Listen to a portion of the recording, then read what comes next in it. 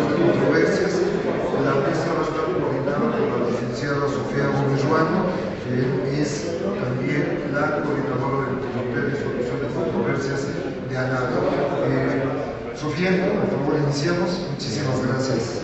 Muchas gracias, Eduardo, y felicidades por este gran evento, que es una gran oportunidad para todos los analistas poder escuchar de voz de los expertos y de los actores en estos temas, pues el análisis y sus comentarios. Efectivamente, como señalas, la mesa que me han pedido moderar es la mesa de mecanismos de solución de controversias. A lo largo de la mañana hemos podido escuchar, como decía, de voz de los expertos, ciertos temas relacionados con cuál es el contrato integral, cuáles son las obligaciones jurídicas relevantes, las responsabilidades, en fin, cuál es el contenido obligacional de estos contratos. Sin embargo, yo creo que vamos a entrar a un tema crucial para el tema de los contratos, que es el tema de la solución de controversias. Porque al final de cuentas necesitamos que en el momento que exista alguna diferencia, que surja alguna disputa entre las partes, que además ya vimos que hay diferentes actores, es un contrato complejo, tener muy claro cuál va a ser el mecanismo de solución de controversias, si ese mecanismo es eficiente, cuánto va a durar, cuánto va a costar, cuál es la seguridad jurídica que brindan estos mecanismos a la parte contratante y a Pemex Exploración y Producción. Y para tratar este tema tenemos un panel de primer nivel. Me voy a permitir presentarlos a cada uno en el momento en el que inicien con su exposición inicial. Cada uno tendrá de 10 a 15 minutos para una exposición inicial y posteriormente abriremos a preguntas y respuestas. Y empezaremos entonces con el licenciado Iván Alemán, abogado por la Escuela Libre de Derecho y maestro en Administración Pública por el Instituto Nacional de Administración Pública. Desde 1998 ejerce la profesión en la Administración Pública Federal, en la que destacan diversos cargos como el Director General Adjunto de Legislación y Consulta Presupuestaria y Director General de Legislación y Consulta, entidades paraestatales y fideicomisos, ambos en la Procuraduría Fiscal de la Federación y en la Secretaría de Hacienda y Crédito Público. En Pemex estuvo a cargo de la Oficina del Abogado General y fue el secretario técnico del Director General. En la Secretaría de Energía actualmente ocupa el cargo de jefe de la Unidad de Asuntos Jurídicos. Asimismo, es secretario de los consejos de administración de Pemex y de la Comisión Federal de Electricidad. Formó parte del equipo de abogados que diseñaron, elaboraron, revisaron y negociaron la reforma energética de 2008. Ha participado en seminarios, conferencias y simposios organizados por instituciones nacionales, extranjeras e internacionales en materia energética. Nos da un enorme gusto poder contar con su presencia hoy.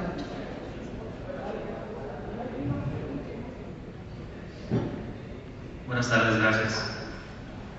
Como siempre, y ayer lo comentaba, que tuve el gusto de compartir el foro de la Barra Mexicana de Abogados, me gustaría empezar por el final de la presentación, sobre todo por aquello de que vaya a ocurrir algún sismo también, dejar constancia de ello.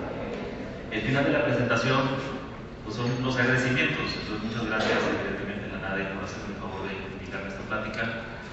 Muchas gracias a todos ustedes, da gusto ver desde luego a colegas interesados en el tema, con quienes hemos compartido no solamente los foros de esta índole, sino también los foros estrictamente judiciales, pero con todo respeto y amistad, y desde luego ver a muy buenos amigos, sin duda alguna, lo que podamos platicar va a ser muy enriquecedor, creo, para todos.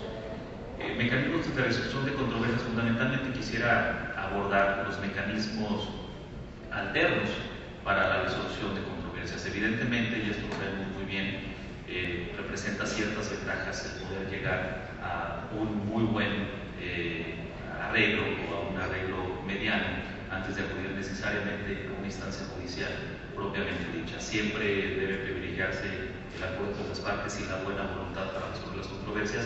Totalmente convencido de ello, y desde luego la industria la energía no es la excepción, al contrario, yo quisiera decir que sin duda alguna debe ser pionera, al igual que, por ejemplo, la construcción en estos temas.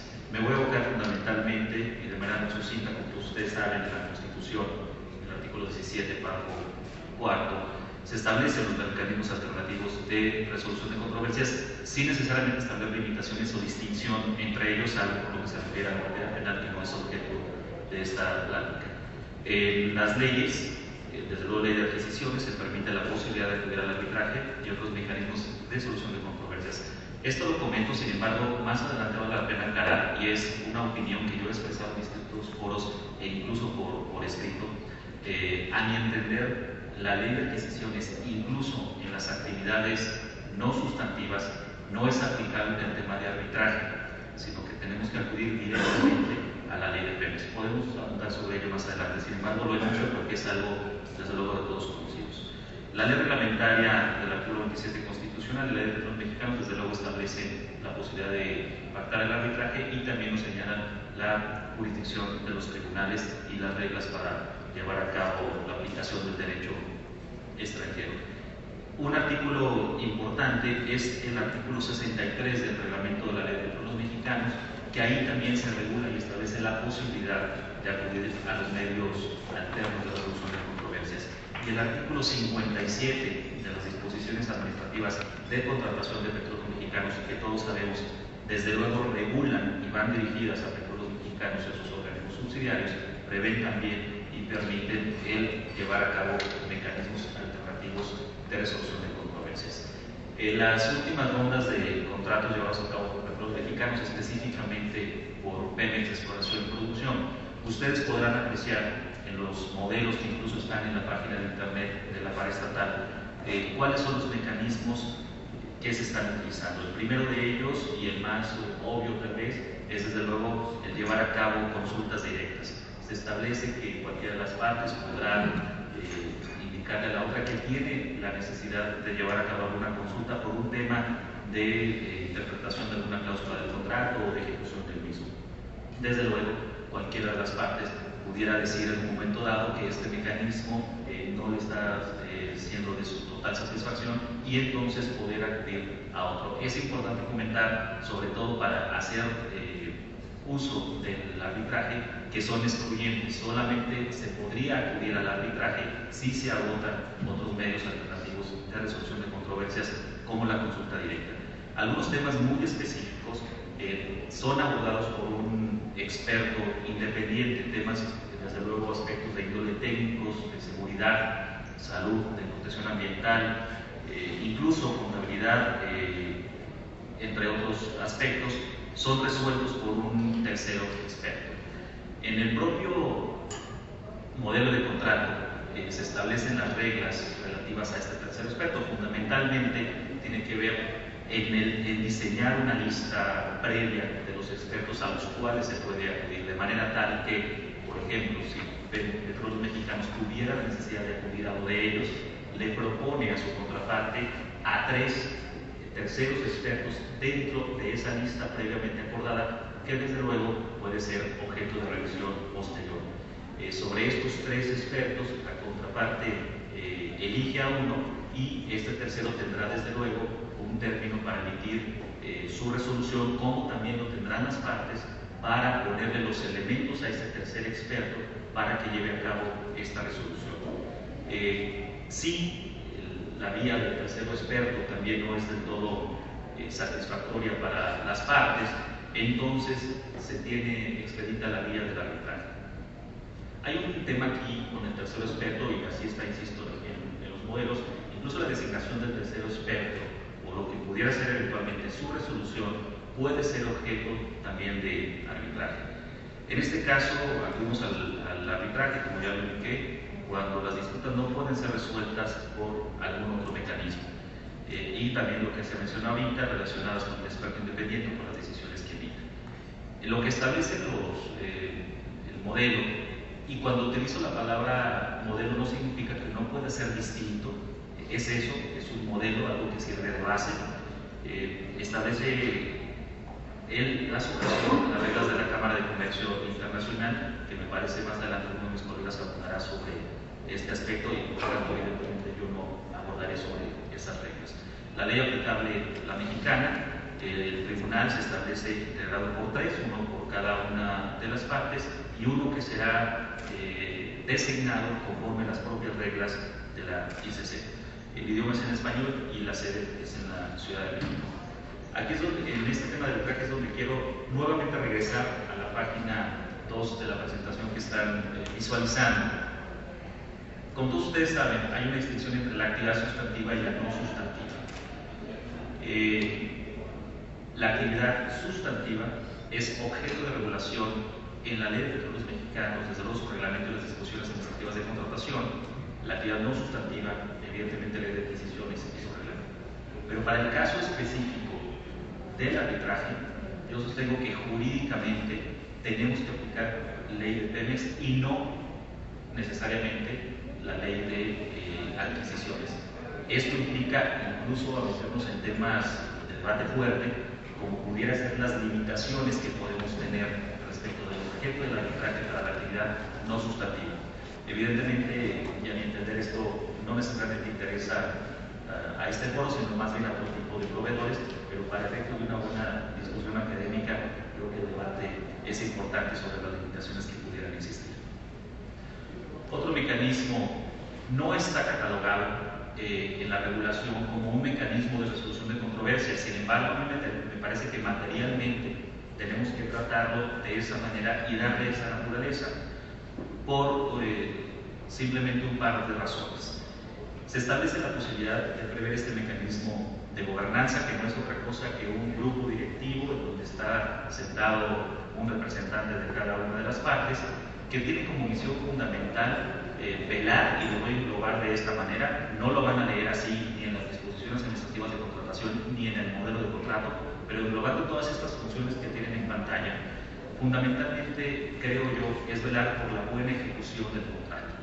Y velar por la buena ejecución del contrato, una de sus funciones específicas es precisamente el poder resolver cualquier aspecto que pudiera ser objeto de controversia. En ese sentido, existe una actividad preventiva, y en la medida en que existe esta actividad preventiva, a mi modo de ver, estamos evitando una posible contingencia propiamente judicial. A grandes rasgos, y esto es lo que quisiera abordar en estos 10 minutos que ya están por terminar, mencionar rápidamente también, como todos ustedes saben, la ley de adquisiciones y la ley de obras no aplican a las entidades sustantivas, salvo que la ley de Petróleos Mexicanos realice una remisión de manera directa a estos ordenamientos. Fundamentalmente lo hace en dos aspectos para efectos nuestros. Lo hace en otros ejemplos más, pero para efectos de esta plática, uno es el tema de inconformidades y dos, en el tema de las conciliaciones. Entonces, otro mecanismo también que se tiene para poder llegar a un buen acuerdo entre las partes, sin duda alguna, es el procedimiento de conciliación ante la Secretaría de la Función Pública. Es un procedimiento relativamente expedito, con reglas muy sencillas, en las que se aplica de manera supletoria, desde luego, ley general de procedimiento administrativo. A grandes rasgos, esto es lo que tendré que decir en estos primeros 10 minutos. Gracias. Muchas gracias, licenciado. Continuaremos nuestro panel con Mr. Simon Hems. Es abogado londinense con solicitor de Inglaterra y legales, es socio de la firma INCE & Co. Se especializa en solución de controversias, incluyendo litigio y arbitraje en temas de energía y seguros. Representa a uno de los más grandes contratistas en el sector energético, principalmente en temas relacionados con petróleo y gas, particularmente en temas técnicos de construcción y complejos para desarrollos portuarios y a mar abierto alrededor del mundo. Y bueno, pedimos a la persona de la presentación si nos puede ayudar. We want also to, so you have received a warm welcome from us.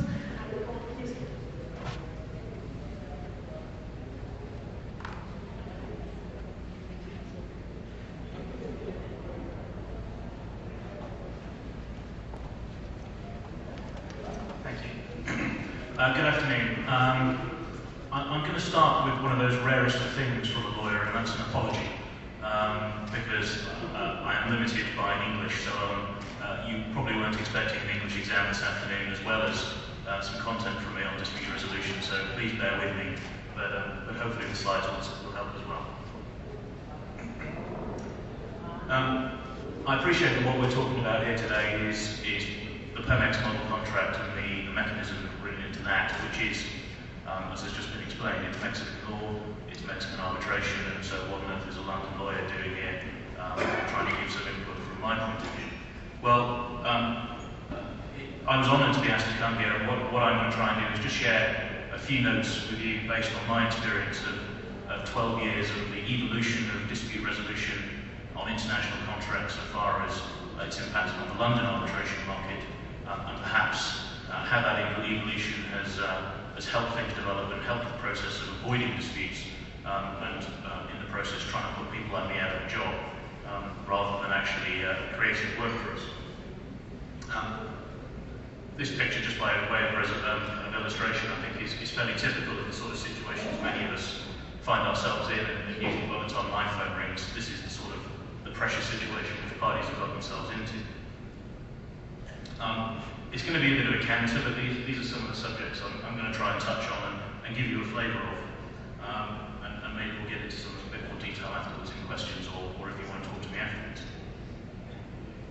So we'll start with dispute resolution clauses themselves and how they've evolved, and try and put that into context in what you've got in the Pemex model contract. It used to be that we didn't have dispute resolution clauses, but we had law and jurisdiction. And it sounds like semantics, but for my mind, the difference is now quite important. The first two bullet points up there fell into the old school style of law and jurisdiction. And frankly, for dispute resolution, they weren't much use. If a contract was silent or just assumed that parties would resort to a local court, then if you were going to try and avoid the dispute spiralling out of control, then you were reliant on the perpetual goodwill of everybody, which in many cases proves to be pretty unsatisfactory. Alternatively, if all you've got is a provision which says you can trot straight off to court, then very quickly you'll find yourself spending a huge amount of money on lawyers without actually having had much of an opportunity to try and stave that off. So I think when we're talking about dispute resolution clauses, what we're really talking about these days is that third category, the idea of a staged process. And the point of these is really to help the parties avoid getting too far down the road of antagonistic or attritional proceedings, and to try and sort their issues out sooner rather than later. And when we talk about progressive stages, these are the sorts of things we have in mind. I wouldn't recommend you try and put all of them into a contract, and certainly so far as things like mediation are concerned, if you try and make that compulsory, it can be pretty ineffective rather than helpful to the parties. Generally, the point of a staged process is that you're gradually ramping up the pressure and focus on the issues which you have in place, so that by the time you are looking at arbitration or litigation as a last resort, your mind has perhaps become so focused on the consequences of not doing a deal that there is extra motivation, possibly counterintuitively, to conclude a resolution rather than fight on.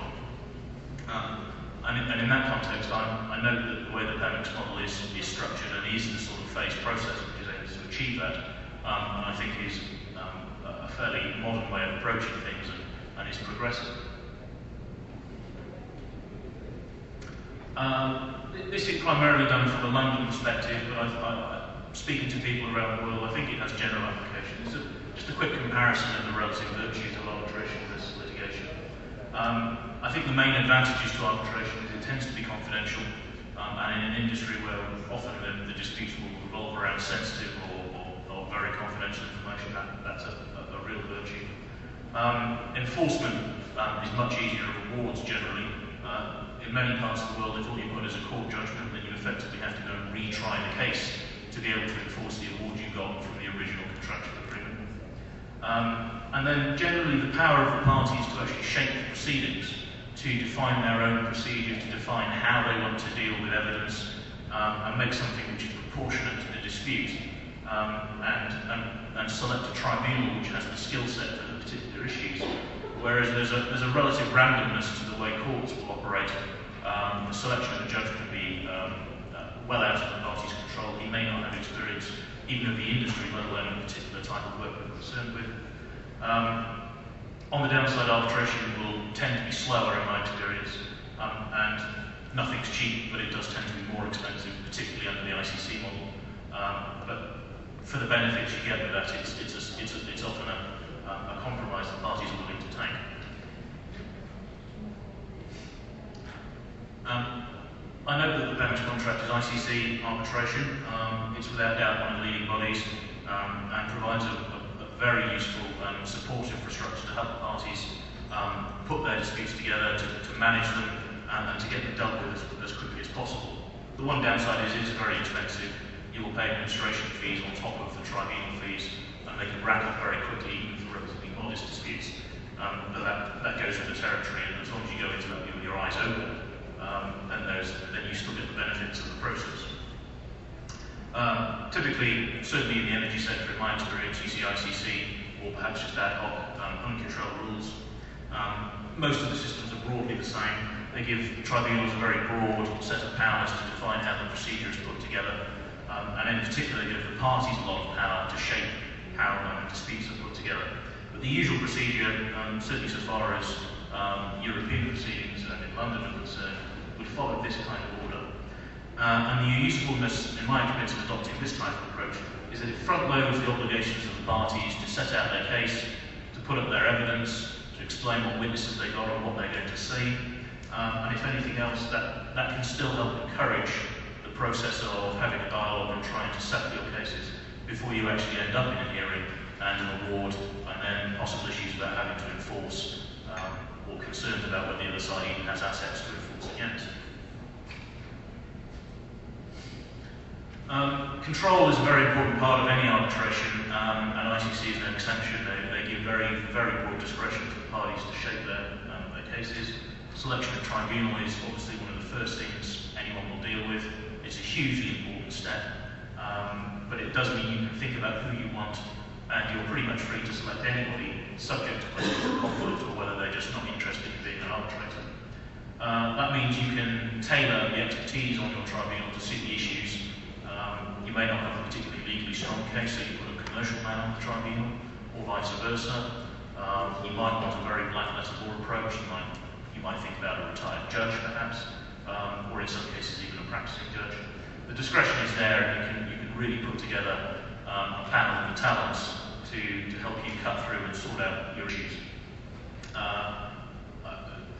Sole arbitrators are not very common in my experience. Very often the parties prefer the panel of three.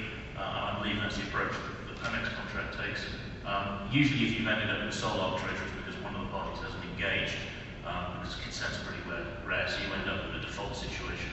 And that can lead to its own procedural difficulties, so much better to have a contract which sets out clearly perhaps a three-man tribunal on the basis on which they're selected. I've got a couple of slides just to talk about evidence in three areas.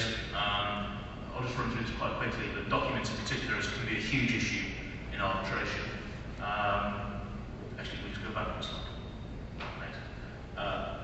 Anything is admissible. I know there are some systems around the world which categorize documents into formal, informal, official, and how they're categorized might decide whether or not they will actually form evidence in a proceeding later in the day.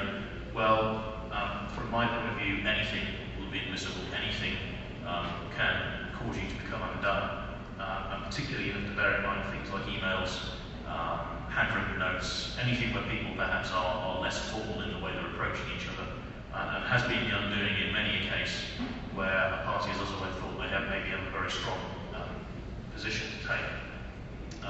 Strictly speaking, they won't necessarily count as waiters as a witness, but ultimately they're contemporaneous, and documents tend to be watertight cases. And the procedure I've outlined, certainly in London, documents are put out by the parties very early on in proceedings. The difference between arbitration and court, very often in arbitration, the rule will be parties will only be obliged to hand over what they want to rely on, whereas in court you're obliged to identify anything which damages either side's case as well, and you're compelled to produce it.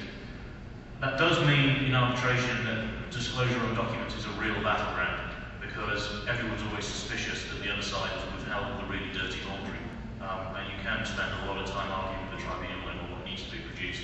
And this is why it's important to have a strong tribunal who will actually be proportionate and is prepared to manage these sorts of issues, rather than just let it go. Otherwise, this is a real area where things will spiral out of control. Witnesses, varying approaches around the world. Certainly from the London point of view, and in my experience compared to places like the US, I confirm the system I'm used to. We don't have depositions, we deal with witnesses on a privileged basis, and their evidence in chief is handed over in written statements long before the hearing will actually take place. And that means you actually have an opportunity to know what your witnesses are going to say before the other side does. You can craft your case accordingly, obviously without telling the witnesses what to say. But it also means that the length of hearings is cut down because the purpose of an oral witness is there only to be cross-examined. You don't have to lead all their witness in chief. A big thing to bear in mind, though, is limited rights to subpoena witnesses. Certainly in London, a tribunal cannot order a subpoena. You have to get permission from the tribunal to apply to the court. The court has to issue an order, and even then they can't order witnesses who aren't in the jurisdiction to attend. So if your case is reliant on witnesses who you don't have control over, that can have a real impact on the strength of your case and how willing you may be prepared to, how far in the process you may be willing to go. And then the third area of evidence, experts appointed by the parties, but they're there to assist the tribunal. They are neutral, they're independent, they're not advocates for the party's position. And it's very important, especially in this industry where many disputes will turn on expert evidence rather than anything else, to get them involved as early as possible, because if you're pleading a case which relies heavily on expert issues and you don't actually know what you're saying, then you can come undone quite nastily down the line. Much more involved than factual witnesses. They will have meetings. This can lead to multiple reports. Memos are dealing with issues they agree on, all intended to try and refine the issues and cut down the time you actually need to be in a hearing before the tribunal. And then finally, the award must decide the issues, has to be in writing, must state where and when it was made. The remedies, traditional ones such as damages or performance, but equally the parties can give a tribunal the power to award pretty much anything else that they think is appropriate. A wide discretion on interest, and in particular compound interest, is an issue. And the costs rule in London, and under ICC it's a fairly broad one as well. The tribunal can pretty much order the costs however they want, but the London rule is follow the event, which is just another way of saying loser pays. But the beauty of arbitration, I think, over litigation is that there's much more scope to actually carve up costs. So if you've won on one big issue but lost on all the others, there might be a balancing act as to who gets the costs of what. And I'd also say under ICC rules, there is an obligation for the tribunal to produce an award within 6 months of the terms of reference. I don't think I've ever seen that complied with, and it's usually at least double. And then finally, it's quite an important issue to be aware of, and this slide is purely in the context of the Arbitration Act in London, but it's just to illustrate an example of how you deal with challenges and appeals to the award. Most rules for arbitration, and the ICC is no exception, are deliberately set up to be very hard to challenge awards, if indeed they don't actually write out expressly any rights of appeal.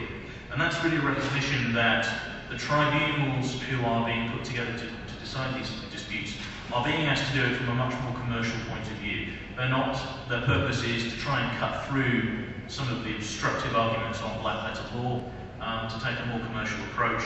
And for that very reason, judges, when asked to look at awards on appeal, are inclined, even where the tribunal made up of very eminent lawyers, to give them a bit more latitude in terms of their decision and to consider the context in which it was made. These are just the ways in which you might be able to challenge an award worthy arbitration in London, and frankly, the prospects of succeeding with any of them are very small, and really the only chance is if they've got the law flagrantly wrong. Anything else, if there's any argument, the chances are you're going to lose. And it's deliberately set up that way to make sure, or to preserve the integrity of arbitration. So as I say, that was a bit of a quick counter through some issues and some of my experience from London. I hope it was of some assistance, and hopefully it was in a way that you could understand it, but I look forward to speaking to you later. Thank you very much, Salman. A continuación se le da la palabra al licenciado Daniel Amezquita. El licenciado Amezquita es socio de Galicia Abogados, firma en la que encabeza la práctica de litigio administrativo e integra el grupo regulatorio. Es abogado por la Escuela Libre de Derecho y ha obtenido posgrados en impuestos y contratos, arbitraje comercial internacional, derecho comunitario y derecho norteamericano. Además, es subcoordinador del Comité de Derecho Constitucional de la Asociación Nacional de Abogados, Colegio de Abogados ANA. Bienvenido. Gracias. Muchas gracias a la NADE por la invitación, a Eduardo Núñez por la organización de este excelente evento. Y bueno, después de haber escuchado a las personas que me precedieron en el uso de la palabra, pues ya vimos que esto es un sistema muy complejo, que está tratando de responder a necesidades muy actuales por lo que está pasando en su país en este tipo de contratos. Y bueno, yo lo que quería con ustedes es, retomando estos elementos, hacer algunas reflexiones, podemos estar de acuerdo, ¿no? Pero tratar de sacar algunas conclusiones de lo que está sucediendo en nuestro país con estos medios de solución de diferencias. Siempre se nos ha dicho en nuestro medio jurídico que el derecho administrativo es un régimen exorbitante del derecho común, y eso nos queda muy claro en la parte de una licitación, sea cual sea la materia que estemos viendo.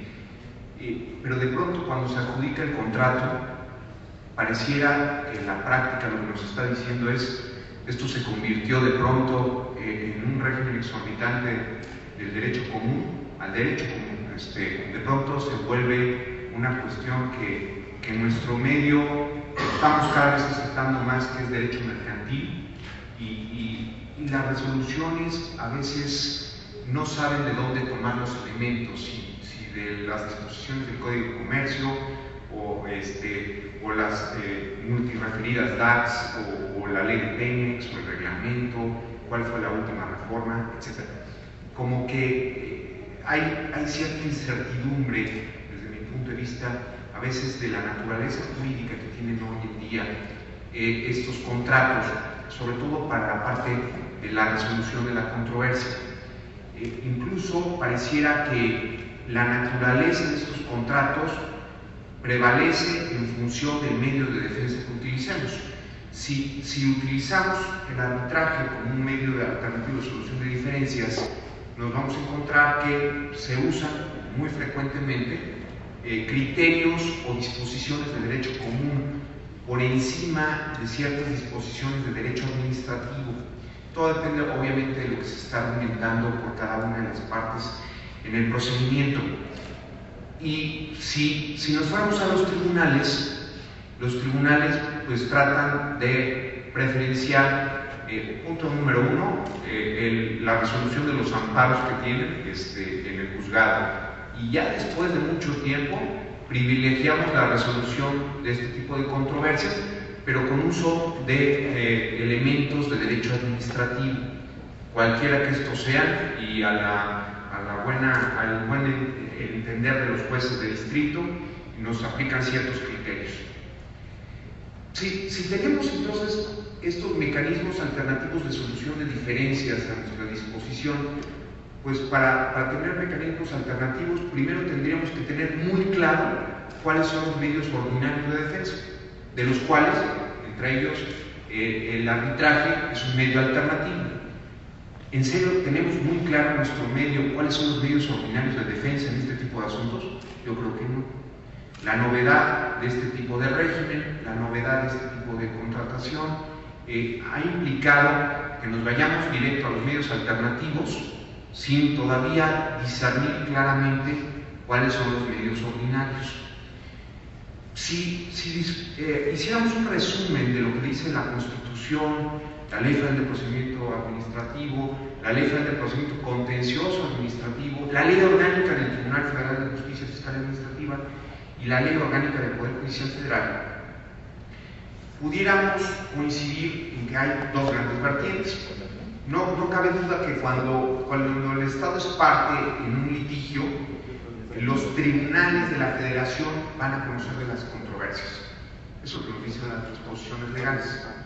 Si esto es así, pues tenemos dos tipos de tribunales federales: el Tribunal Federal de Justicia Fiscal y Administrativa, y tenemos los tribunales del Poder Judicial Federal. Si nos fuéramos por el Tribunal Federal de Justicia Fiscal y Administrativa desde tiempos inmemoriales, desde que era el Tribunal Fiscal, Había una disposición que todavía existe en el artículo 14 de la Ley Orgánica del Tribunal Federal de Justicia Fiscal y Administrativa, que el tribunal es competente para conocer sobre la interpretación y cumplimiento de ciertos contratos de obra pública y de adquisiciones.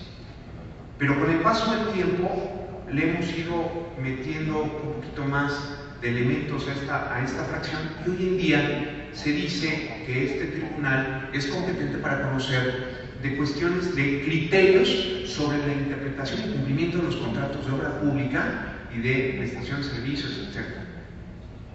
Entonces, y nosotros nos quedamos pensando, entonces, ¿cuáles son los criterios administrativos de los cuales va a conocer este tribunal?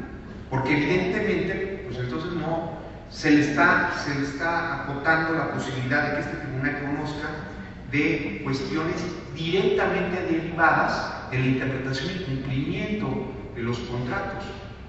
Pareciera entonces solamente que me voy a apoyar en ese tribunal cuando existan criterios administrativos de la función pública.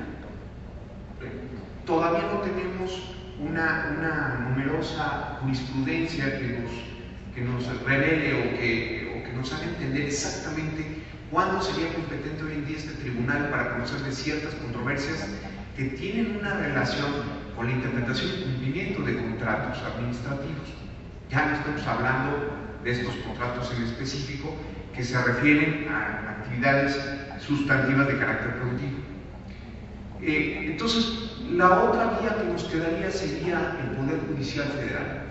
Y en esta materia lo que nos dice la legislación es que estos tribunales conocen de los actos jurídicos que se emitan en esta materia. Ok, está perfecto, actos jurídicos, pero ¿cuál es la vía por la que me voy a ir? Un ordinario administrativo federal, un ordinario civil ante los jueces de distrito, un ordinario mercantil, aprovechando la concurrencia de esta materia, me voy a juzgados de distrito. ¿Cuál sería la vía idónea? Pareciera que un sector de la práctica forense lo que ha hecho es decir, ¿saben qué? Para no hacernos bolas, etc., vamos todos al amparo, ¿no? Y el amparo, para poder resaltar todo con seguridad, voy a hacer valer alguna inconstitucionalidad de las normas que se estén aplicando, como primer acto concreto de aplicación, me voy derechito con el juez de distrito en un amparo indirecto y a ver qué pasa. La problemática que ha sucedido en la resolución de estas controversias mediante el uso del amparo indirecto es que el amparo indirecto no está diseñado para este tipo de controversias. El amparo indirecto está diseñado para impugnar resoluciones de autoridad. Y este tipo de problemas o la emisión de ciertas disposiciones por parte como de Pemex sobre la interpretación y cumplimiento de un contrato en específico, pues podríamos tener muy serias dudas que sea directamente un acto de autoridad para efectos del amparo, sobre todo que ya ha dicho mucho sobre esto la Suprema Corte a propósito de los temas de la Comisión Federal de Electricidad.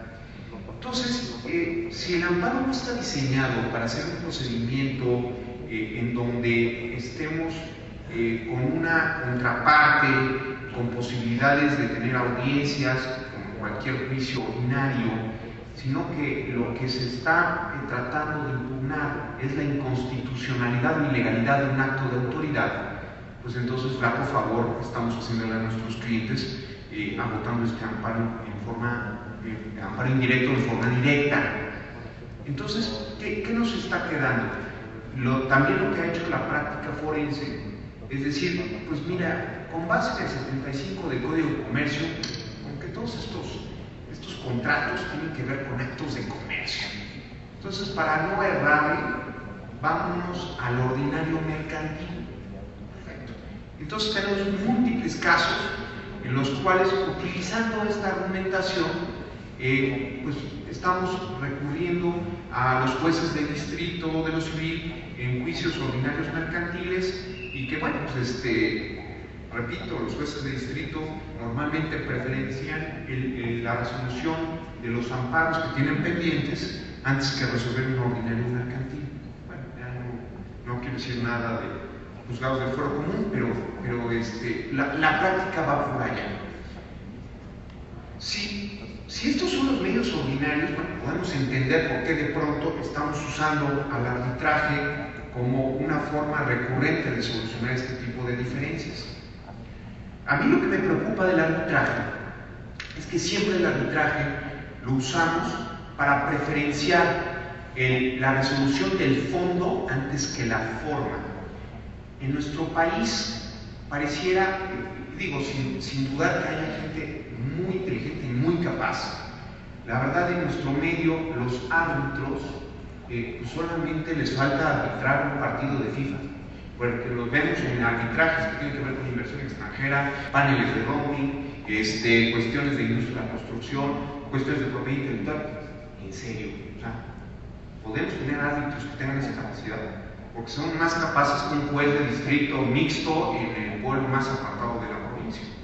Entonces, pareciera que en nuestro medio, entonces lo que estamos haciendo es crear una estirpe de árbitros que más bien son expertos como árbitros en el procedimiento, más no en las materias sustantivas. Otra cuestión que me preocupa del uso del arbitraje: no estamos creando una verdadera jurisprudencia de cómo resolver este tipo de controversias derivadas de este tipo de contratos que tienen particularidades muy específicas. El arbitraje surge para darle certeza jurídica al inversionista, sobre todo al inversionista extranjero. Sin embargo, ¿qué es lo que da hoy más en día certidumbre jurídica? El uso de un arbitraje en nuestro medio o la creación de tribunales especializados en este tipo de controversias que van emitiendo jurisprudencias con las cuales podemos coincidir o no, pero que nos dan cierta certeza cómo se puede resolver una controversia que se somete el día de mañana a estos tribunales especializados. Yo creo que la gran conclusión en todo esto, ya me estoy llamando la atención, la gran conclusión en todo esto es que no hay recetas de cocina. Como en cualquier tipo de litigio, tenemos muchas herramientas. Tenemos el arbitraje, tenemos conciliación, tenemos juicio ordinario mercantil, tenemos tribunal, tenemos muchas herramientas a nuestra disposición, pero definitivamente el arbitraje, el ordinario mercantil, el Tribunal Federal de Justicia Fiscal y Administrativa no son fórmulas mágicas.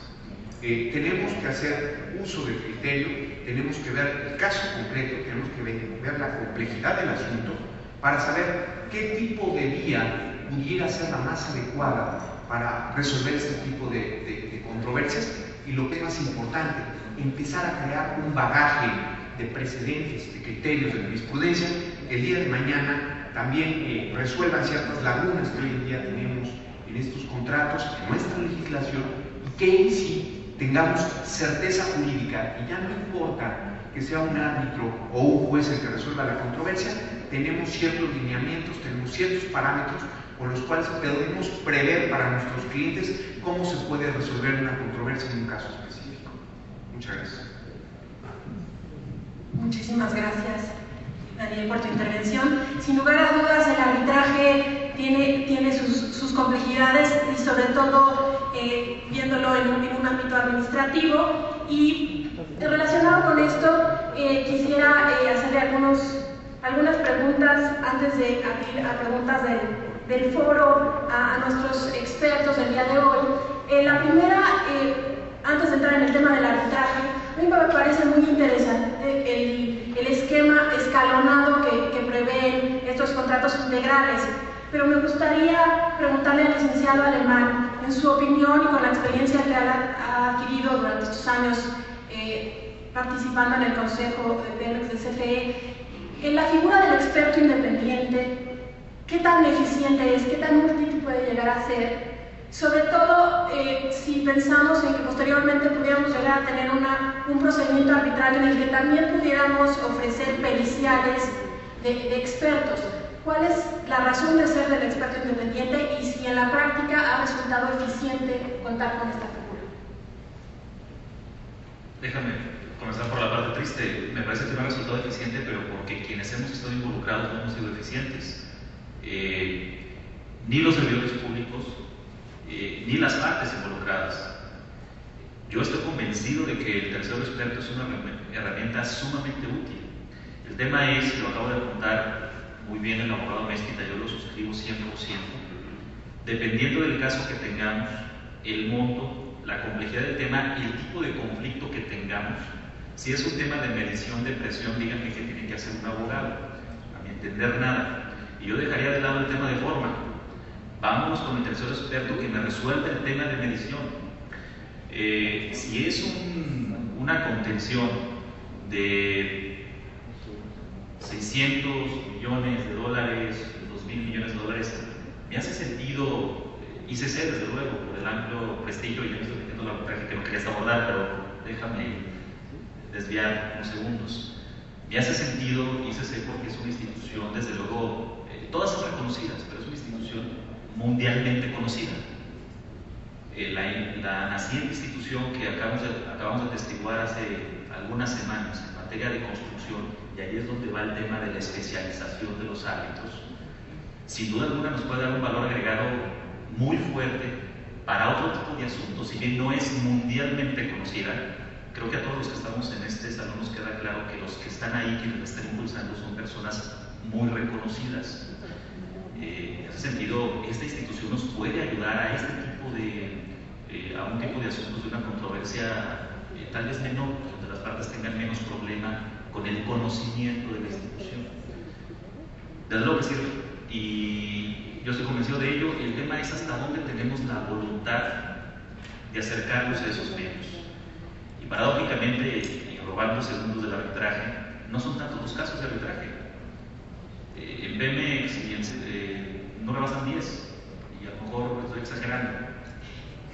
Mi pregunta quizá no abundé en esa parte, pero sería interesante darle un valor mayor entonces a la resolución que hace el experto, al dictamen que hace el experto independiente. Yo estoy convencido que sí, 100%. ¿Algo que quisieras? Yo creo que volviendo al tema de la especialidad, todas estas controversias están reconocidas en distintas jurisdicciones, pues que no necesariamente el árbitro incluso o el tercero pues tiene que ser un abogado. El arbitraje no se diseñó internacionalmente para eso, para que fuéramos los abogados que tomáramos la batuta en todos los casos, en todas las circunstancias. Entonces, yo creo que primero tenemos que tener muy claro cuál es el problema. Cuando usted tiene muy claro cuál es el problema, y para eso sí podemos colaborar los abogados, efectivamente, cuando tenemos muy claro cuál es el problema, sabemos qué vía y qué tipo de profesionista o profesional lo puede resolver. Sea un abogado, sea un experto, y por qué vía, conducto o forma de acción le vamos a dar la resolución. Siento que ahorita pues, la realidad nos ha rebasado, los tiempos que nos vinieron encima, ya tenemos los problemas, a pesar que es cierto que ya hay algunos arbitrajes, todavía son pocos, son escasos, pero la idea es que esto crezca, es que esto fructifique. Sí. En el tema que mencionabas, una preocupación en cuanto a la especialidad de los árbitros, ¿no crees que la posibilidad que te dan estos reglamentos, como el reglamento de la CCI, de poder tú designar como parte a tu árbitro, ¿no crees que salva este tema de la especialidad y es más bien una responsabilidad de la parte elegir a un árbitro con el perfil, dependiendo de la controversia que tengas? Sí, mira, yo creo que si vamos a la experiencia internacional, tienes toda la razón. Hay jurisdicciones como los Estados Unidos o Europa, en donde las listas de árbitros de los organismos administrados de arbitraje son muy extensas y por especialidades, por idioma, por lugar, etc. Incluso, para usar otras reglas muy utilizadas, para mencionar a la CCI nada más, AAA tiene reglas, arbitraje doméstico, arbitraje internacional, arbitraje de la industria de la construcción, etc. London Court, por allá también. O sea, realmente esas jurisdicciones que han tenido un amplio uso desde hace mucho tiempo del arbitraje, efectivamente la especialización es un punto fundamental. En nuestro país, a pesar de que ya tenemos algunos años con el uso del arbitraje, no es así. Tenemos listas de árbitros en donde desafortunadamente no siempre se privilegia la especialización, y a pesar de que es cierto que las partes eligen a sus árbitros, pues efectivamente ellas no siempre tienen toda la información de quiénes son esas personas, abogados o no abogados, que pueden ser los más idóneos por especialización para resolver su controversia en específico. Siempre nos dejamos ir un poquito por los mismos, ¿no? Para bien o para mal, buena o mala fama, porque lo que escuchamos en las noticias de que un arbitraje CCI que se resolvió en París, ahora resulta que para los medios todos los asuntos de CCI se solucionan en París, ojalá fuera así, pero estuvo como árbitro fulanito, entonces se empieza a pasar la voz de que es un árbitro, y llegamos a una controversia y vamos a designar a esa persona que hemos escuchado que es árbitro para que resuelva nuestra controversia, sin saber realmente si esa persona, además de saber mucho arbitraje, además de saberse en memoria la Convención de Nueva York, efectivamente es la mejor persona para resolver un asunto de telecomunicaciones, de industria de la construcción, de lo que guste. Simon, debo hacer la pregunta en inglés. In your experience, is arbitration the best way to solve disputes in the energy sector? What do you think? I think before we start talking about arbitration, there's actually a step before that. The most important part, or the most important point of any project when it comes to avoiding disputes, I think, is actually the time that the contract is formed. And I'll just expand on that a little bit. I think that there's a two-step process in agreeing any contract. And the first part is probably what we're best at, and that's drafting the contract and crafting its content and getting accuracy in its scope of work and its procedures. What as lawyers I think we're not very good at sometimes is remembering who's actually got to implement the contract. And we can have the best agreement in the world, but if the project manager, whoever's taking over it, can't understand it, it's useless. And there's a stage of formation which is educating the guys who have actually got to go and do the work to make sure they understand what it says, what its content is, and how it's to be followed, which I think is crucial. And the better we get at that, then the better we're going to be at avoiding disputes altogether. Of course, that's the perfect world, and we all know that not everything's going to be that easy. There will always be disputes. So I think by the time that they do arise, interim steps before you get to arbitration are hugely important. A structured set of discussions between project teams, between senior managers, bringing in an independent third party which is short of arbitration can be very progressive. But I think if all of those fail, then you really are staring down the barrel of proceedings. Arbitration on balance probably is the better way forward. I think it's more transportable, especially on international contracts. It's much easier to enforce, and I think it raises greater concerns about its impact than perhaps litigation. It might be slower, it might be more expensive, but I think the advantages of things like confidentiality, which means you can have an open, you don't have to worry about hiding things of your case and putting your best foot forward, and the ability to take away whatever your result is and actually have a prospect of enforcing that in another part of the world relatively easily are huge benefits which outweigh some of the negatives of arbitration. Thank you.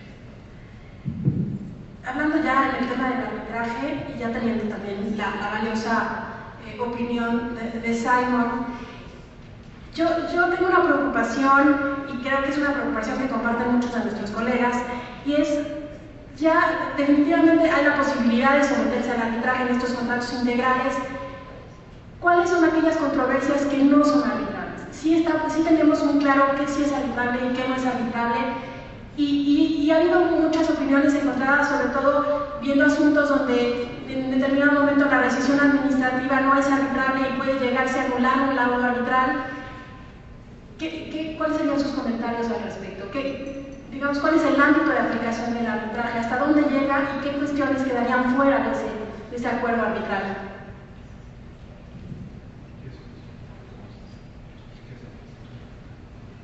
Gracias. Ahora me voy a desviar del ser experto. No, con el tema con esta importante pregunta, les pido el favor que lo tomen en mi carácter de abogado y no servidor público. En mi opinión, no hay limitantes. A diferencia de lo que establece ley de adquisiciones y ley de obras con el tema de rescisión y de la terminación, tratándose de estos nuevos contratos, me parece que no debieran o no existen esas limitantes, aunque la práctica en tribunales nos ha dicho que la rescisión no lo es. Y si la rescisión no lo es, pues tampoco tendría que ser la terminación. Y yo estoy mucho más convencido que la terminación en efecto debería sustraerse de ser objeto de arbitraje y la rescisión sí ser objeto de arbitraje. Insisto, esto afortunadamente hemos tenido un caso, espero que no nos pongamos creativos y llevemos a tribunales porque, bueno, sería un caso muy interesante, pero espero que a mí no me toque tirarlo del otro lado. En suma, creo yo que la limitación son exclusivamente las que el Consejo de Administración de Petróleos Mexicanos, quien emite las disposiciones administrativas de contratación, le imponga a Petróleos Mexicanos, pero solo a él. Petróleos Mexicanos tendría que negociarlas en su contraparte. Me parece que en un caso de tribunales, insisto, sería realmente inédito abrir esta discusión bajo el marco regulatorio de Petróleos Mexicanos, y yo creo que la terminación tiene cierto sentido, porque se supone que hay causas de interés público, razones de Estado. La rescisión, yo tengo mis dudas y yo soy de los que sostienen que la rescisión debería ser objeto de arbitraje. El tema que comentas de la nulidad, y aprovecho el micrófono para ello, quiero comentarlo. Este caso de esta reciente resolución del tribunal colegiado que anuló un laudo arbitral, simplemente hay que contextualizarlo. A mí me preocupa que no lo tengamos contextualizado. Se trató de un contrato, desde luego celebrado por Petróleos Mexicanos con alguna empresa.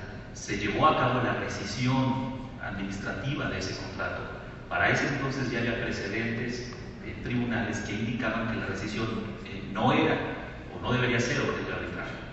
Esta rescisión administrativa queda firme, no obstante que el procedimiento o el curso del juicio es en un sentido favorable a los intereses de Petróleos Mexicanos. La empresa inicia el procedimiento de arbitraje. Petróleos Mexicanos acepta sujetarse a ese procedimiento de arbitraje, pero dejando a salvo sus derechos en juicio porque se trata de una rescisión administrativa. El laudo del arbitraje es desfavorable a Petróleos Mexicanos. La empresa demanda su cumplimiento en Nueva York. Petróleos Mexicanos le dice a la autoridad de Nueva York: yo ya tengo un tema de cosa juzgada conforme a mis tribunales.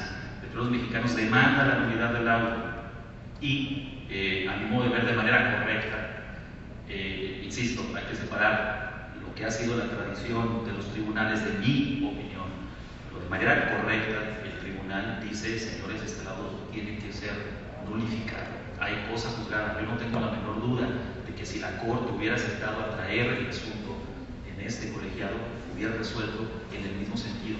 Y esto es plenamente consistente con Código de Procedimientos Civiles y es plenamente consistente con Ley Municipal. No hubo nada del otro mundo. Es un caso que de verdad lo podemos analizar con detalle y no se puso en riesgo el arbitraje, ni existe riesgo alguno de que los tribunales mexicanos desconozcan el arbitraje. Eso le crea mala fama a nuestros tribunales y bueno, me parece que también hay que ser objetivos en los casos en que los tribunales sí resuelven correctamente.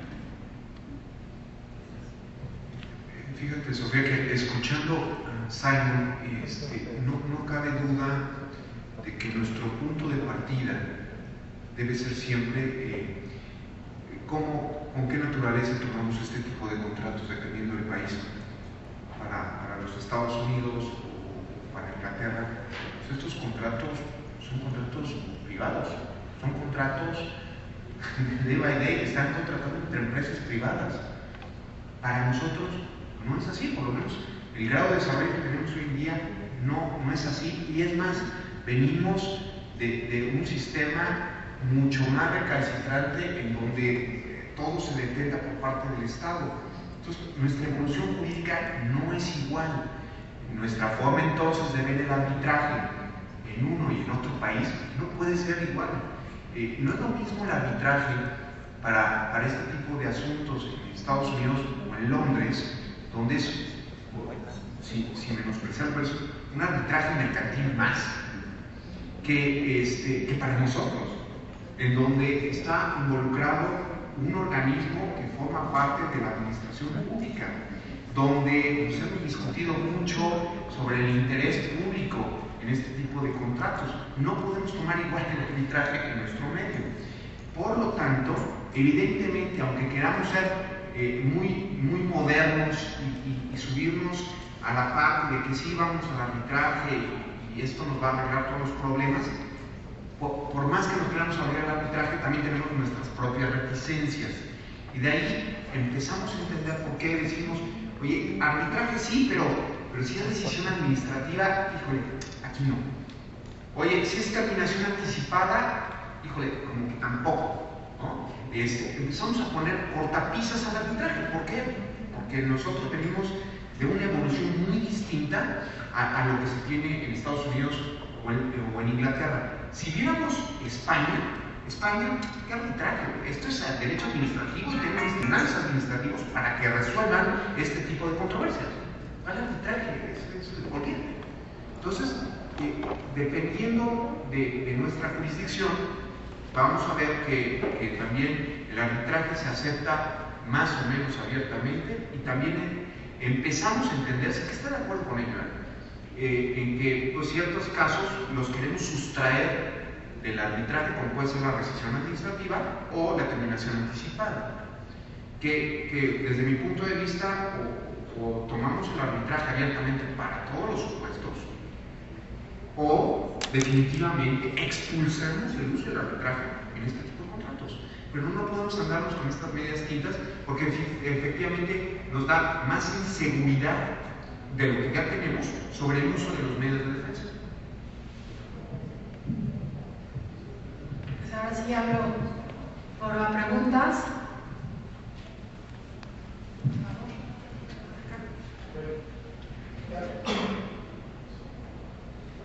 GCN, Carlos Razo Zamora.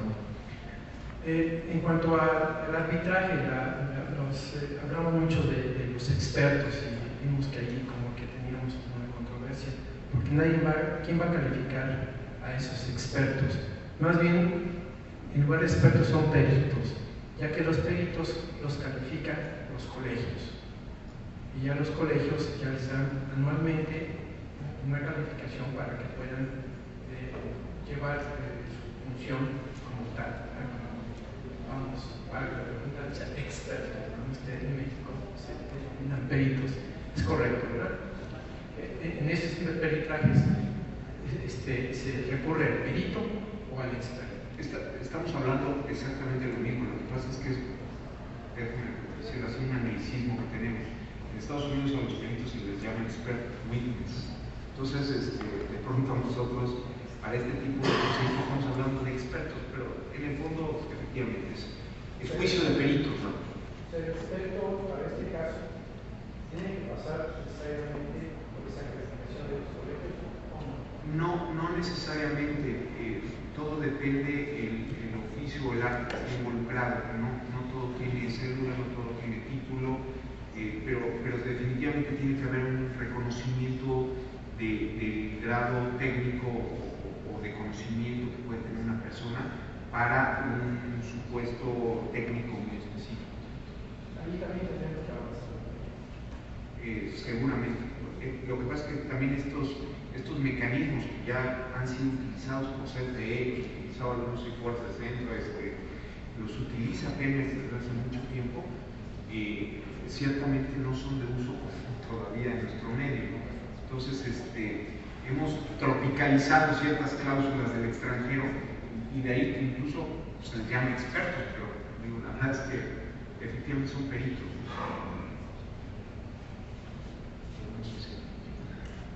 ¿Alguna otra pregunta?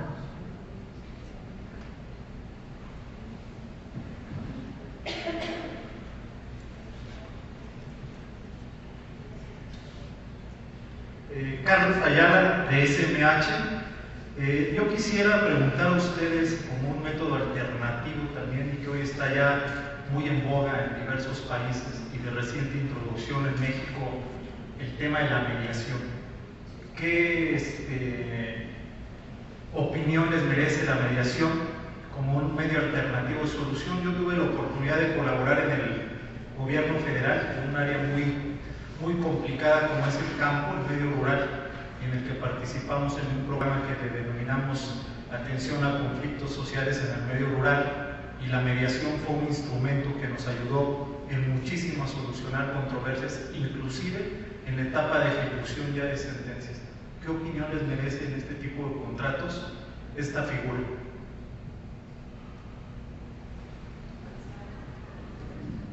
Desde luego, bienvenida, insisto. Cualquier medio que privilegie el acuerdo, el buen acercamiento entre las partes, siempre creo va a ser gratificante para todo el mundo, y estamos hablando de pesos y centavos, por no decir de dólares, ¿no? Y evidentemente el día en que no llegamos a ese buen acercamiento a través de una mediación, una conciliación, un mecanismo de gobernanza, un tercero experto, bueno, entonces pues lamentablemente acudiremos a los tribunales, y en ese sentido también considero que debemos poner orden en la jurisdicción y claridad en los temas, pero desde luego es bienvenida, es frecuentemente utilizada.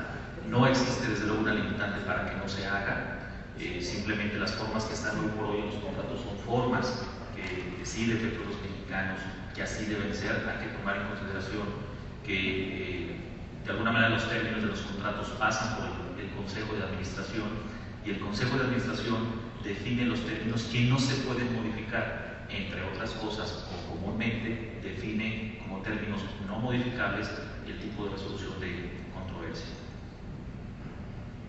Simon, what do you think about using mediation to solve this kind of disputes? I think when it's done properly, mediation is a hugely valuable tool. And what I mean by properly, I mean not that you have a competent mediator or not, it's that the parties are actually going to engage in it with a serious intent to try and solve their problems. I think if one party is cynical, or it's just using it as an excuse to try and gather more dirt or information about the other side, then it's a system which breaks down really quickly. But I think at the right time and in the right place, it's hugely important. I think I understand part of the question might be about the usefulness of putting mediation actually into the dispute resolution clause. I'm mostly against that, because I think I'm certainly against compulsory mediation for the reasons that you can take a horse to water, but you can't make it drink. I think you can force anybody into the room, but if they don't want to do a deal, they'll just sit there silently and waste everyone's time and money. And more importantly, perhaps, the timing of mediation will be driven by the nature of the dispute and how far along the parties have got, the view they take on their position, and the information that's available. And so when mediation is going to be most effective, will be very specific to the dispute you have. And to try and predict that in a dispute resolution clause and say this is when mediation will be done, I don't think is likely to be successful. But ultimately, I think as long as you're not writing out mediation as an option, parties should always be free to choose to go and do it, and at the right time, I think it can be incredibly successful in resolving disputes and preserving a business relationship for the future. ¿Alguna pregunta adicional? Yo quisiera preguntar sobre una de las etapas que mencionaba el licenciado Alemán en su exposición inicial, que me parece interesantísima, es el tema de la gobernanza, este grupo directivo que se forma, que me parece que viene siendo una figura similar a los dispute boards, ¿no? Paneles de solución de controversias. En la práctica sí están funcionando, sí se están nombrando esos grupos directivos. ¿Qué tanto previenen el que las controversias lleguen a otro nivel, a un nivel ya de tener que empezar con un proceso de arbitraje? En la práctica, al menos en México, pues realmente novedoso, lo iremos viendo en la ejecución. Hoy no tenemos una respuesta. Sin embargo, como bien lo sabes, es una práctica internacional que evidentemente da buenos dividendos, y coincido contigo, se transforma en esta especie de consejo resolutivo, porque como le indicaba, resuelve diferencias técnicas y administrativas. En ese sentido, y de ahí que son de alguna manera excluyentes los mecanismos. Yo creo que lo vamos a ir viendo a lo largo del tiempo, pero también es muy importante tomar en consideración y potenciar. Aquí estamos hablando de Pemex y de alguna contraparte, pero si por ejemplo nos vamos al tema de yacimientos transfronterizos, otra vez discúlpame que me refiero unos segundos, ahí ustedes podrán leer la relevancia que se le da al tercer experto, estamos hablando entre estados, ya no entre pymes y una empresa o entre empresas, estamos hablando entre estados. La relevancia y el peso que se le da al tercer experto es muchísimo. La relevancia también que se le da a un tipo de mecanismo semejante a la gobernanza, que es una comisión consultiva que está prevista, y de ahí hilo el tema, es también fundamental. Por esa comisión consultiva, más o menos similar al mecanismo de gobernanza, pasan absolutamente todas las disputas previo a utilizar algún otro mecanismo de resolución de controversias. ¿Quieres agregar algo? Yo lo he estado viendo muy frecuentemente, el uso de estos comités, más bien en cuestiones de contratos, conforme a la ley de adquisiciones, conforme a la ley de obras, mucho en temas carreteros, y la verdad, desde mi punto de vista, las partes lo ven como una etapa que pues, hay que agotarla a fuerza, una cuestión formal, como un prerequisito, efectivamente, para después irme al arbitraje o a irme a algún otro mecanismo de solución de diferencias. No, es más, hasta se le ve con cierta desconfianza. No estoy viendo, por lo menos hoy en día, en los pocos asuntos en donde he visto el uso de esta gobernanza, no lo estoy viendo como que sea un mecanismo que esté ayudando a resolver las controversias que se pueden suscitar en los contratos. ¿Alguna pregunta adicional? Yo voy a aprovechar aquí a los grandes expertos que tenemos por acá. Mencionaban hace un momento, Daniel específicamente, que una de sus preocupaciones era el tema de que no había precedentes en materia de arbitraje. Si bien no son precedentes, ¿tú crees que esta orden que hizo el IFAI para que Pemex Exploración y Producción publique las versiones de los laudos de forma pública, haga versiones públicas, perdón, de los laudos arbitrales, pueda ayudar a que digo, definitivamente no van a ser precedentes en materia de arbitraje, pero sí van a dar a conocer cómo se está resolviendo estos temas en arbitraje? ¿Crees que pudiera ayudar con esa preocupación que tienes?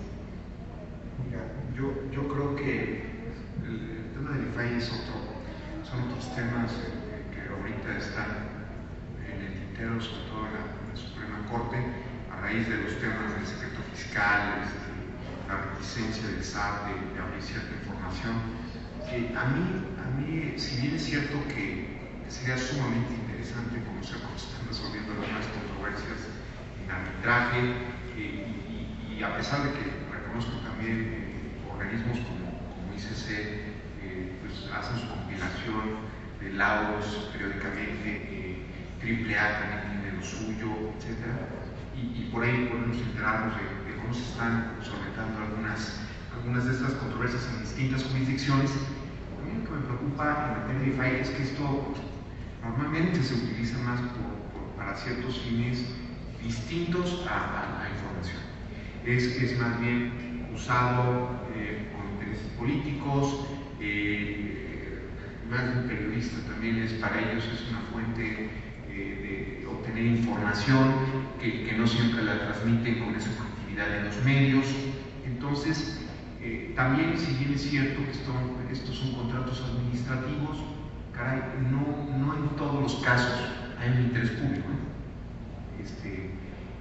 La ley dice que cuando, a pesar de que se estén aplicando leyes federales, si la controversia no es de interés público, pueden también conocer los jueces del foro común de estas controversias. Entonces, si eso lo estamos reconociendo a nivel procesal para aplicar competencia a jueces, pues es que evidentemente en este tipo de contratos sí está Pemex en un lado, sí es el Estado, muy bien, son contratos muy específicos, muy interesantes, muy cuantiosos, pero no necesariamente siempre está todo el pueblo mexicano interesado en cómo se están resolviendo estas controversias, y necesariamente quieren saber cómo se va a solucionar el problema. Por ejemplo, estaba Félix Todd hablando hace un momento de las operaciones que ellos ven con Pemex. Definitivamente Terran Stamps es una empresa importante, seguramente han de ser contratos muy interesantes, muy cuantiosos, pero no son de interés público. Entonces, es un arma de dos filos que sepamos esta información a través del IFAI o que se haga mal uso del IFAI para obtener este tipo de información.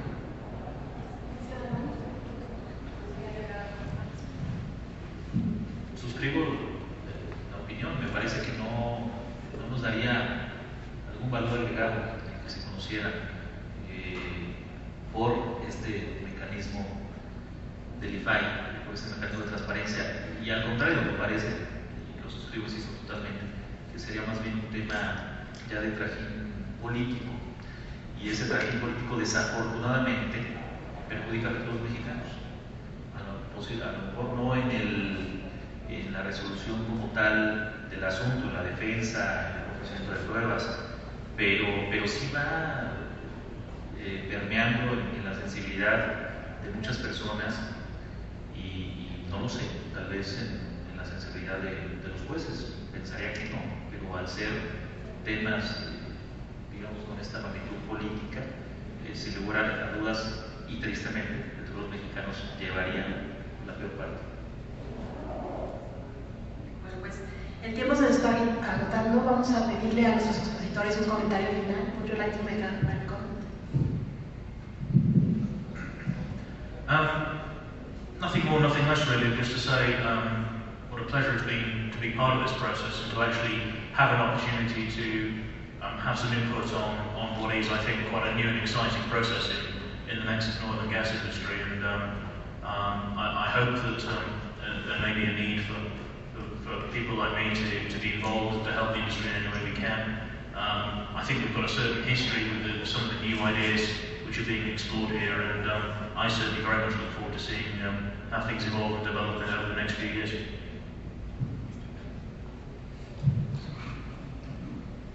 Yo insistiría solamente en la necesidad de que antes de abordar las especificidades de estos contratos y el uso del arbitraje, el uso de la gobernanza, de la conciliación, etcétera, tenemos que tener claridad, tenemos que tener una posición muy firme sobre la naturaleza de estos contratos antes de ver medios alternativos, cuáles son los medios ordinarios de defensa, porque solamente así vamos a dotar de certidumbre jurídica a las empresas, sean nacionales o extranjeras, que están contratando con Pemex.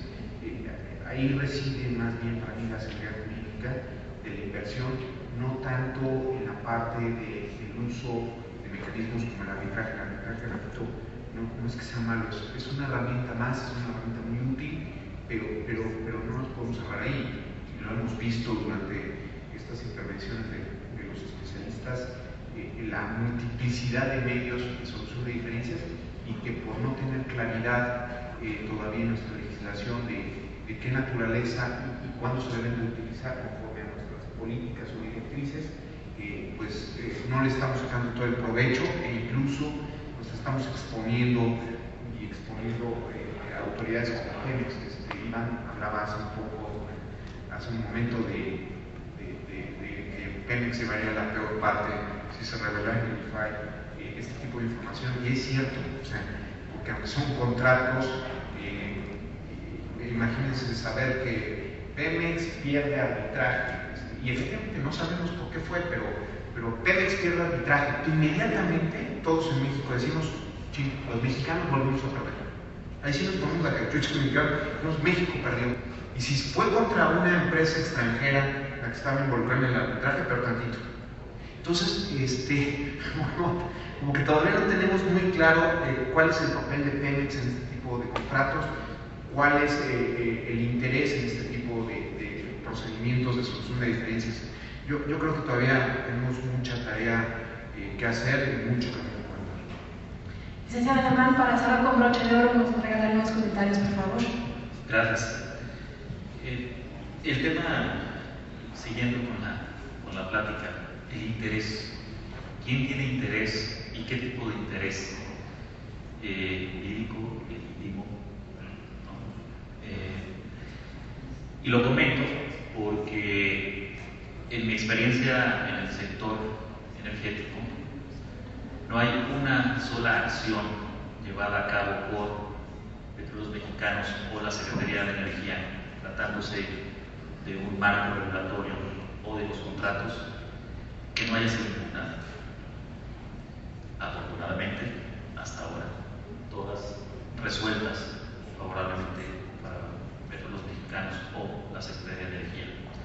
Y no porque tampoco los del sector público somos maravillosos abogados, simplemente porque esta reiteración de impugnar por impugnar nos afecta más que beneficiar, y ahí es donde creo que es bien importante y bien relevante el buen entendimiento entre los distintos actores para que al final del día sea un ganar-ganar. El tema de la difusión de este tipo de asuntos hace daño cuando también, reconociendo los errores del lado del sector público, y créanme que soy una persona que suele ser muy autocrítica en ese sentido, no tenemos la capacidad de difundir de adecuada forma nuestros logros. El tema que comentabas hace un momento de esta nulidad del laudo, me lo han preguntado personas que yo pensé que jamás me lo preguntarían, y no me refiero a esta mesa. Estuve en una mesa de negociación con un tema que no tiene nada que ver, y la representación del otro país me pregunta por el tema. Estuvo un secretario de Estado en España viendo algunos temas y le pregunta a la prensa española sobre el tema. Cuando insisto, es un asunto que podemos coincidir o no, pero objetivamente sí hay cosas que tienen que tener cierta lógica. Yo cerraría con esto y cerraría también privilegiando siempre la buena fe, el buen entendimiento, incluso los tribunales. Me parece que en no pocas ocasiones hemos encontrado amigos del otro lado, y bueno, creo que se construyen muy buenas cosas cuando alineamos debidamente los intereses en beneficio de todos, de que sea eso, ganar-ganar. No necesariamente tiene que ser que alguien pierda. Gracias. Muchísimas gracias a nuestros expositores, y les haré que tengan un pequeño reconocimiento en nombre del Comité de Energía de la Asociación Nacional de Abogados.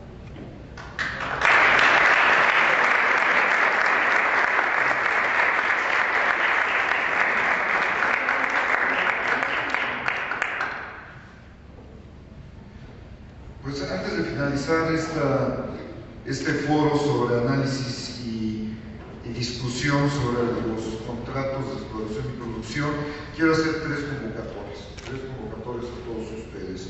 Uno, como ya hemos visto y como hemos estado viendo este año, el tema y los temas jurídicos alrededor del sector energía son temas importantes, son temas que se están dando prácticamente semana con semana. Hay siempre novedades. En lo que va de este año ya se publicaron reformas al Estatuto de Pemex, reformas a la DAC, ya también se publicó el decreto presidencial sobre la organización y estructura de los organismos subsidiarios.